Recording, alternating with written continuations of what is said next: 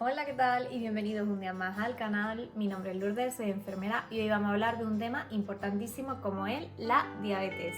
A mí no es que me encanten los números, pero vamos a empezar hablando de cifras para que veáis la importancia y la relevancia que tiene en la sociedad. Porque el número de personas con diabetes pasó de 108 millones en 1980 a 422 millones en 2014. Por otra parte, en España, el 13,8% de la población mayor de 18 años padece diabetes tipo 2, de los que prácticamente la mitad, es decir, el 6%, desconoce que la padece. Este desconocimiento conlleva una falta de control que implica un mayor riesgo de sufrir complicaciones. Por tanto, la diabetes es una causa súper importante de ceguera, insuficiencia renal, infarto de miocardio, accidente cerebrovascular y amputación de los miembros inferiores. Y por cierto, hablaré de esto en el siguiente vídeo, que lo voy a dejar por aquí, así que si no lo queréis perder os tenéis que suscribir y activar la campanita de notificaciones. En él hablaré sobre cómo tomar correctamente la glucosa en sangre con el cacharrito y además sobre las posibles complicaciones que puede tener. La diabetes, ¿qué será eso? ¿Qué será la diabetes? Pues venga, vamos a descubrirlo, porque la diabetes es una enfermedad crónica que se presenta cuando el páncreas no secreta suficiente insulina o cuando el organismo no utiliza eficazmente la insulina que produce, y que la insulina es una hormona secretada por el órgano páncreas, cuya función principal es la de transportar la glucosa del torrente sanguíneo hasta el músculo, la grasa y otras células, donde puede almacenarse o utilizarse como fuente de energía. Es decir, la glucosa utiliza la insulina como su vehículo, ya sea su coche, su Uber, su autobús, como queráis llamarlo. ¿Dónde estará mi carro? ¿Dónde estará mi carro? La glucosa le dice, oye tú, insulina, que me monto. Y entonces va desplazándose a lo largo de todo nuestro cuerpo hasta donde lo necesita. Entonces, cuando la glucosa no es capaz de montarse en la insulina para desplazarse por todo nuestro cuerpo, ¿qué pasa? Que se acumula y ocurre lo que conocemos como hiperglucemia. Es decir, el azúcar se va por las nubes. Me ha quedado una explicación bastante básica, pero yo creo que así llega al mayor número de gente. Pasamos al siguiente punto, que sería la sintomatología, es decir, cómo saber si tenemos diabetes o no en base a los síntomas que tenemos. Pues bueno, síntomas hay muchos que ahora lo veremos, pero principalmente hay 4, que son la polidipsia, la polifagia, la poliuria y la pérdida de peso y cansancio. ¿Pero eso qué es? ¿Eso qué es, esas palabritas tan raras? Pues venga, vamos a verlo. Con la poliuria, que básicamente sería ir mucho al baño. ¿Pero por qué? Pues bien, para que la glucosa pueda eliminarse por la orina es necesario que se disuelva en grandes cantidades de agua. Por esta razón, cuando las personas con diabetes tienen elevados niveles de azúcar en sangre, orina muchas veces y en grandes cantidades. La segunda, polidipsia, que en resumen sería beber mucha agua. La pérdida de agua a través de la orina estimula al cerebro para enviar un mensaje de sed.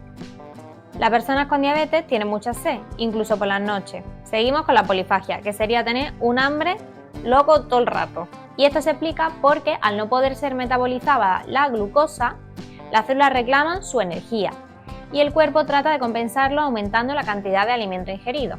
Y por último, también puede ser característica la pérdida de peso y el cansancio, porque aunque la persona con diabetes coma más, las células no tienen energía suficiente, obligándose a la movilización de energía de reserva, y por ello se produce el adelgazamiento debido a la alta combustión de las grasas. Que esto es todos los síntomas que vemos, pero si hiciéramos una analítica, ¿qué veríamos? Pues veríamos hiperglucemia y glucosuria.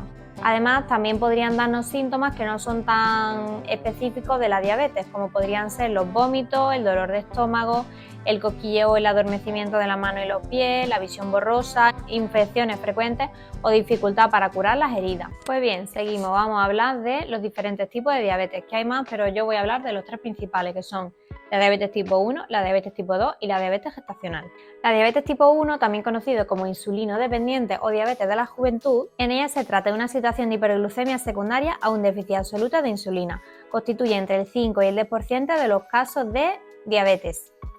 Y en la mayoría de los casos se debe a una reacción de autoinmunidad en la que se detectan anticuerpos frente a las células beta pancreáticas, que son las productoras de insulina. Además, en este tipo de diabetes existe una predisposición genética. Diabetes tipo 2 o no insulino dependiente, que también suele comenzar más en la edad adulta, que esa es una de las diferencias principales con la diabetes tipo 1, que suele empezar en la niñez. Esta se caracteriza por una cierta resistencia a la insulina, que puede asociarse también con una deficiencia relativa de la misma. Dado que las células beta pancreáticas son funcionales, en la mayoría de estos pacientes no es necesario administrar insulina exógena y pueden utilizarse en su lugar los antidiabéticos orales. Y por último, vamos a hablar de la diabetes gestacional, que es la que se produce durante el embarazo, como su propio nombre indica. Las hormonas del embarazo pueden inhibir el trabajo que hace la insulina. Por tanto, cuando esto sucede, los niveles de azúcar en sangre de una mujer embarazada pueden incrementarse.